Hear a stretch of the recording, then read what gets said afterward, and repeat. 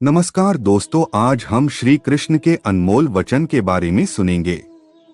आस्था, प्रेम, भक्ति और शक्ति के स्वामी कृष्ण हम सभी के आराध्य हैं। उनके कथनों का सार भागवत गीता के रूप में युगों युगों तक मानव को धर्म के राह की ओर प्रवृत्त करती रहेगी। इस वीडियो में हम भगवान कृष्ण के अनमोल वचनों को सुनेंगे। मैं ना तो तुम्हारी महंगी भेंट से प्रसन्न होता हूँ, ना दिखावटी दान दलायुता से।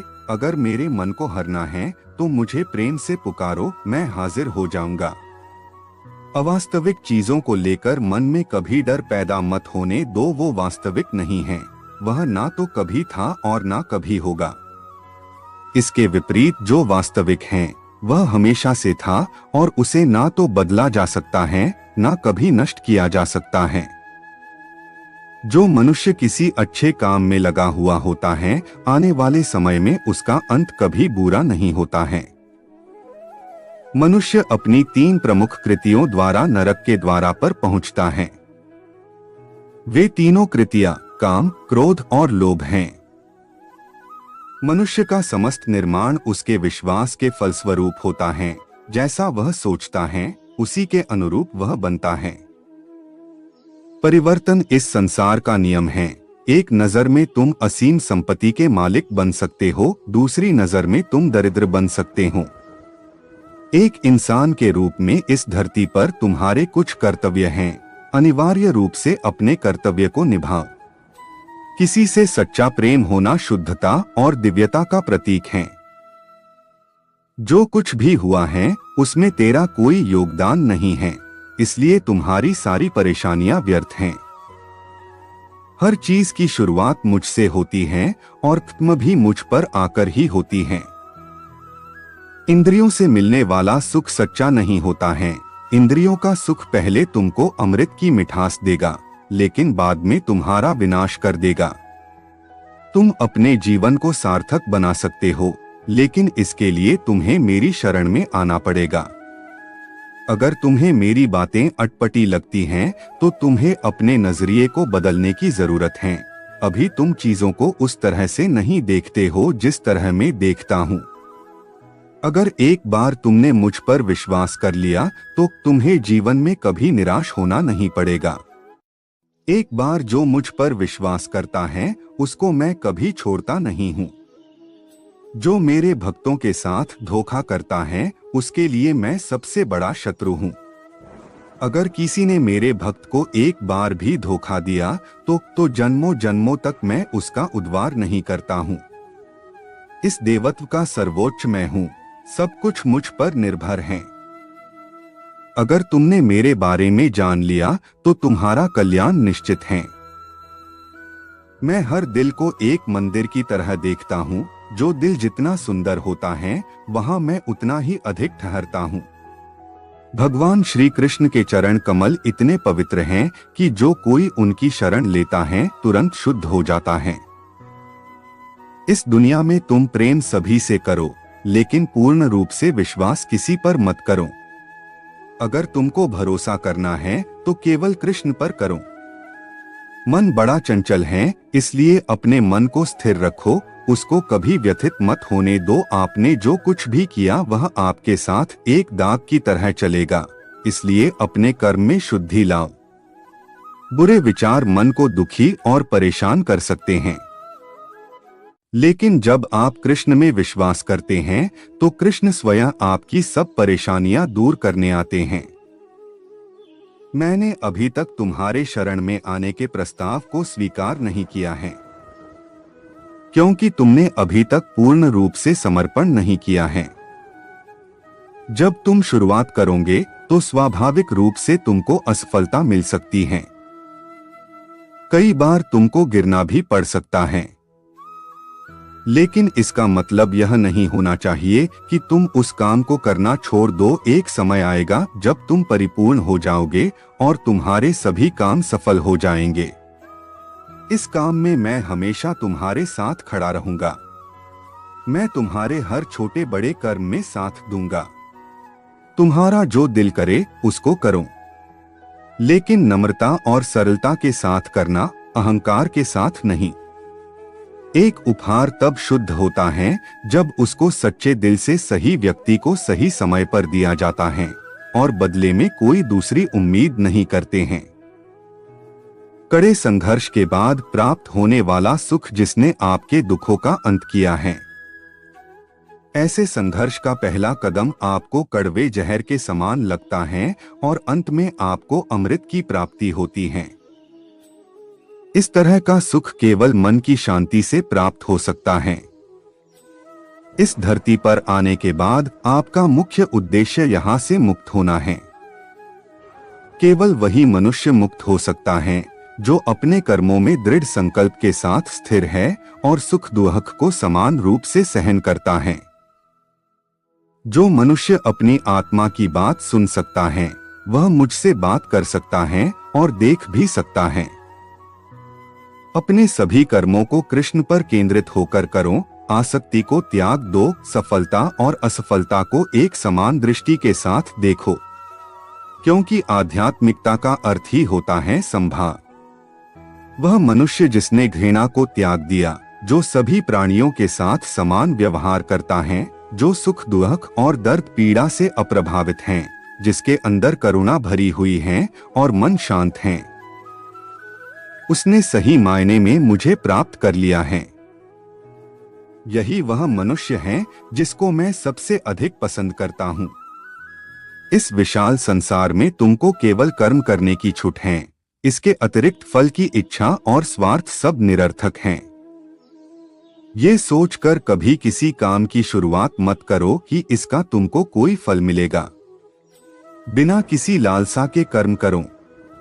जो आदमी मुझे हर चीज में देखता है और मेरे होने के एहसास को अनुभव करता है, वह मेरा सच्चा भक्त है। ऐसे भक्तों से मुझे प्रेम है। इंद्रियों का काम ही है भटकना। जब कोई मनुष्य अपना मन उनके पीछे छोड़ देता है तो समझ लीजिए कि उसने छेद वाली नाव में सवारी शुरू कर दी है, जिसका डूबना तय है। ऐसा कोई नहीं है जिसका सदियों से अस्तित्व है और ना ही ऐसा कोई है जिसका सदियों बाद अस्तित्व रहेगा। यहाँ कुछ स्थायी नहीं है। वह सभी चमकदार वस्तुओं में प्रकाश के स्रोत के रूप में स्थित हैं। वह सभी प्रकार के अंधकार से परे और अव्यक्त हैं। वह ज्ञान का विषय है और वही ज्ञान का लक्ष्य है। वह सबके हृदय में विराजमान है। तुम उसी को देख पाते हो जो तुम हो और तुम वही जो तुम देखते हो। मैं सभी के घरों में निवास करता हूँ। मेरी ऊर्जा सभी जगह समान रूप से वितरित है। जो मुझे पहचान लेता है उसको मैं भक्ति रस प्रदान करता रहता हूँ। मैं सर्वनाश कर सकता हूँ, मेरे रुकने की वजह मेरे भक्त हैं। जिस दिन मेरे सभी भक्त मर जाएंगे मैं सर्वनाश कर दूंगा। जो व्यक्ति अहंकार से मोहित होकर अपने कर्मों को अंजाम देता है, मैं उसके खिलाफ खड़ा होता हूँ। तुम हमेशा के लिए यहाँ रहने वाले नहीं हो। तुम्हारा जीवन बहुत सीमित है। जो मनुष्य यहाँ आता है वह अपनी क्षमता को तलाशने के लिए आगे बढ़ता है। ये गलत नहीं है अगर तुम निस्वार्थ भाव से अपनी गति करते हो। स्वभाव के द्वारा निर्धारित कर्तव्य का पालन करने से कोई पाप नहीं होता है। हम वास्तव में कभी दुनिया का सामना करते ही नहीं हैं। यहाँ रहकर हम जो भी अनुभव करते हैं वे हमारी इंद्रियां हैं। तुम केवल अपने कर्म पर नियंत्रण कर सकते हैं। तुम्हारे कर्म के परिणाम का तुम दावा नहीं कर सकते। हारने का डर, असफलता का भय, कर्मों के साथ भावना जोड़ना सफलता की सबसे बड़ी बाधा है। ये विचार मन को अस्थिर कर आपकी क्षमता को लुटता है। स्वार्थ से जुड़े कर्म आपको दुनिया में कैद करते हैं। व्यक्तिगत लाभ के बारे में नहीं सोचे और निस्वार्थ भाव से काम करें। अपनी इच्छा शक्ति से खुद को नया आकर दो। अपने आप को कभी स्वेच्छा से नीचा मत होने दो। बुद्धिमानी तुम्हारी चेतना को एकीकृत करती है और कर्म के फल के प्रति आसक्ति को त्यागने में मदद करती है। दूसरों के सुख दुख पर कोई यदि इस प्रकार प्रतिक्रिया देता है जैसे वे उसके अपने हैं, तो उस व्यक्ति को सच्चा आध्यात्मिक मान सकते हैं। मैं हर समय से यहाँ पर था, ऐसा कोई समय नहीं है जब मैं यहाँ नहीं था। मैं समस्त भूत में भी विद्यमान था और समस्त भविष्य में मेरा विद्यमान रहेगा। दुनिया का सबसे बड़ा पापी अगर समर्पण के साथ मेरी सच्ची उपासना करे तो मैं उसको भी शुद्ध कर देता हूँ। वे लोग जो केवल कर्म के फल की इच्छा से प्रेरित होते हैं, वे अक्सर दुखी रहते हैं। जब किसी की चेतना एक हो जाती है तो उसकी सारी व्यर्थ चिंताएं पीछे छूट जाती हैं। फिर उसको किसी वजह की चिंता नहीं होती है। चाहे चीजें अच्छी हो या बुरी, वह सदा एक सा रहता है। जो लोग अपनी आत्मा से भली भांति परिचित है, वे इंद्रियों पर पूरी तरह से नियंत्रण रखते हैं। अपने भूत की घटनाओं पर चिंतित होना व्यर्थ है। तुम ना तो अपने भूत को बदल सकते हो, ना अपने भविष्य की कल्पना कर सकते हो। तुम केवल चिंतित हो सकते हो, जो पूरी तरह से अर्थहीन है। मन को शिक्षित कर मनुष्य अपने सोचने के तरीके बदल सकता है और कोई भी कदम उठाना सीख सकता है। यह योग का केंद्रित सिद्धांत है। संसार में जीवित रहने के लिए कर्म करते रहना चाहिए। अपने कर्तव्यों से दूर रहकर कर्म से बचने की कोशिश नहीं करनी चाहिए। जो सुना है उस पर विश्वास मत करो। कुछ लोग अपने विवेक से मुझे अपना बनाते हैं, कुछ लोग ज्ञान से, कुछ लोग कर्म से, कुछ योग से। तुम मुझे किस रूप में प्राप्त करना चाहते हो, ये पूरी तरह तुम्हारे ऊपर है। तुम मुझे जिस रूप में बुलोगे मैं उस रूप में हाजिर हो जाऊंगा। तुम मेरे प्रति सदा चौकस रहो, मेरी उपासना करो, अपने हर एक काम के लिए मेरा स्मरण करो। मैं वादा करता हूँ तुम मेरे प्रिय बने रहोगे। जो मरे प्रिय हैं उनको मौत का भय नहीं रहता है। मौत उनके लिए मात्र पुराने वस्त्र उतारने के बराबर है। इस दुनिया का आकर प्रत्येक मनुष्य के लिए अलग अलग है। मनुष्य अपने सोच और कर्म से इस दुनिया का आकर निर्धारित करता है। अपरिपक्व लोग सोचते कि ज्ञान और कर्म अलग अलग हैं, लेकिन बुद्धिमान उन्हें एक ही मानते हैं। मनुष्य अपने कर्म ज्ञान के अनुसार ही करता है। मृत्यु के समय आत्मा केवल देह को त्यागती है, अपना अस्तित्व नहीं। इसलिए मृत्यु को लेकर कोई भय पैदा मत करो। गीता का सार यह है कि प्रत्येक प्राणी में विराजित ईश्वर को देखो और उसके अनुसार अपने कर्म करो। गीता कोई आज्ञा की पुस्तक नहीं है, बल्कि विकल्पों की पुस्तक है। जब मनुष्य सांसारिक विषयों के बारे में सोचता है तो आसक्ति आ जाती है। आसक्ति से इच्छा उत्पन्न होती है, इच्छा से वासना उत्पन्न होती है, वासना से क्रोध के बादल उमड़ पड़ते हैं। इसलिए ध्यान को सांसारिक विषयों से हटाकर कृष्ण में लगाओ। एक बुद्धिमान और मूर्ख के बीच केवल सोच का फर्क होता है। जिसका कर्म सात्विक है उसका निर्णय बेहतर होगा और वह मनुष्य परिणाम को लेकर भावनाओं में नहीं उलझता है। केवल इच्छाओं को वश में करने से काम नहीं चलेगा। स्वामित्व और अहंकार को भी वश में करना होगा। सात्विक व्यक्ति ऊर्जा से भरा होता है। उसका मन शांत, साधन संपन्न, दयालु और निस्वार्थ और जागरूक होता है। जो बिना मेहनत के बहुत कुछ हासिल कर लेता है, एक समय वह सबसे बड़ा पंगु बन जाता है। मनुष्य भाग्य को अपने हाथ में ले सकता है, वह अपने कर्म के प्रति जिम्मेदार है। अगर किसी तरह वह अपने कर्मों का नियंत्रण करना सीख जाए तो भाग्य उसके नियंत्रण में आ सकता है। कृष्ण की छवि अनिवार्य रूप से सभी मानव जाति में पाई जाती है। कृष्ण सभी के पास संपूर्ण रूप से स्थित हैं, क्योंकि कृष्ण की छवि ही पूरे मानव जगत का स्रोत है। सुख तीन प्रकार एक होते हैं: निरंतर प्रयास से मिलने वाला सुख, इंद्रियों से मिलने वाला सुख, तामसिक सुख। गीता स्वयं के भीतर का युद्ध है, जहां आत्म निपुणता के लिए संघर्ष किया जाता है। मृत्यु के समय जो मन में रहता है, उसी से मृत्यु का स्थान तय होता है। जो मृत्यु के समय कृष्ण का स्मरण करते हैं वे निश्चित ही कृष्ण के पास जाते हैं। इस पर कोई संदेह नहीं करे। मेरा अंश सभी में समान रूप से विद्यमान है, इसलिए सभी एक ही हैं। मनुष्य को निडर, शुद्ध और आध्यात्मिक बनना चाहिए। जीवन का आनंद लो, उदार दिल से बातें करो, किसी पर क्रोध मत करो, किसी का अहित मत सोचो, सभी के सद्भाव के साथ पेश आओ। कर्म का नियम कहता है कि प्रत्येक घटना का एक कारण और प्रभाव होता है। समान रूप से किए गए कार्य के परिणाम अलग अलग हो सकते हैं। यह केवल इस बात पर निर्भर करता है कि वह कर्म करता किस प्रकार है। जब मन लगता दौड़ता रहता है और इंद्रियां भटकती रहती हैं, तो ज्ञान हवा की तरह दूर भाग जाता है और एक जहाज की तरह उड़ जाता है। तुम्हारी अधूरी इच्छाएं तुम्हारी खुशी को मार देती हैं। इसलिए इच्छाओं की कमी एक खुशी की कुंजी है। सबसे बड़ा हत्यारा समय है। समय सब कुछ मार देता है। शांत मन, नम्रता, संयम और पवित्रता मन के अनुशासन हैं। मन चंचलता से भटकता रहता है, यह तुम्हारी एक नहीं सुनेगा। हर बार जब मन गलत व्यवहार करता है तो मन को अपनी बुद्धि से मध्य स्थिति में लेकर आओ। भगवद गीता हिंदू धर्म का सबसे महान ग्रंथ है। गीता ज्ञान, अंतर्दृष्टि और प्रतिभा से ओतप्रोत है। वह काम जिसकी शुरुआत किसी अच्छे उद्देश्य के लिए की गई हो, उसका अंत कभी बुरा नहीं होता है।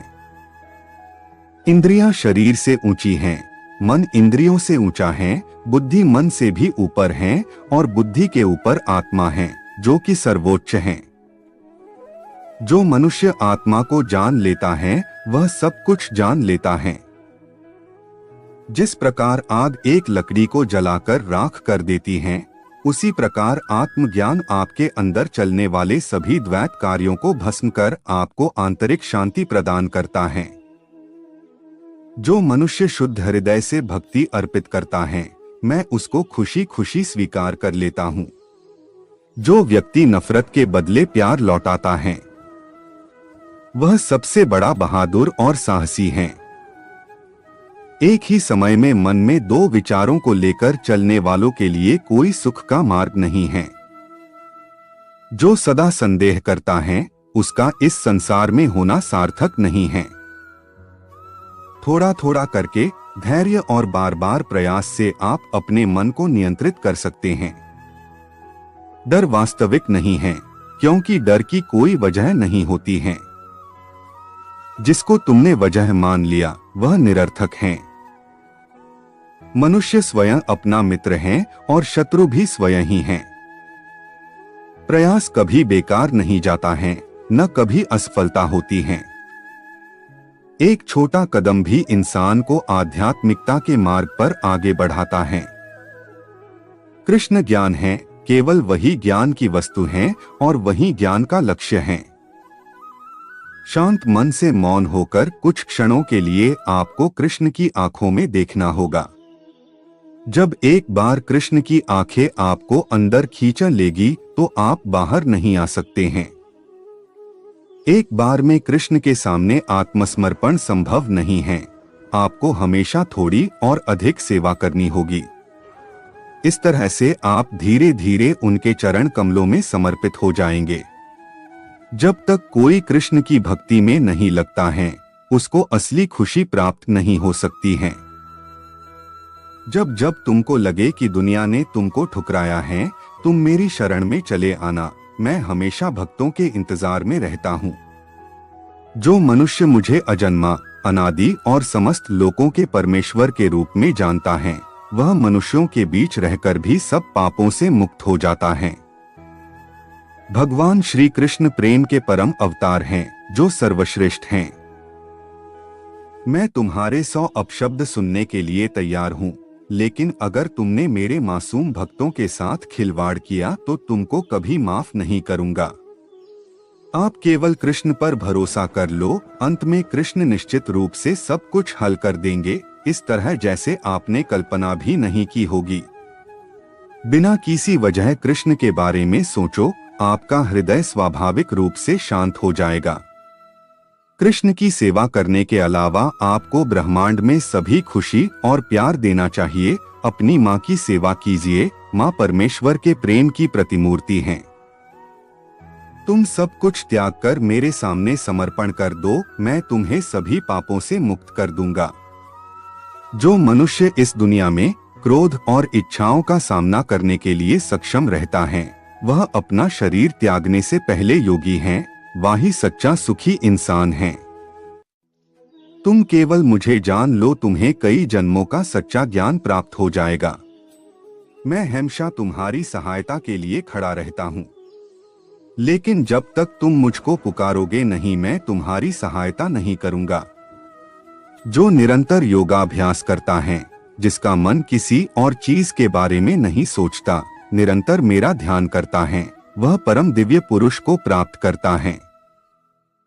निस्वार्थ प्रेम से मेरी सेवा करने से पुरुष या स्त्री गुणों से परे हो जाते हैं। ऐसा व्यक्ति ब्रह्मा को जानने के योग्य है।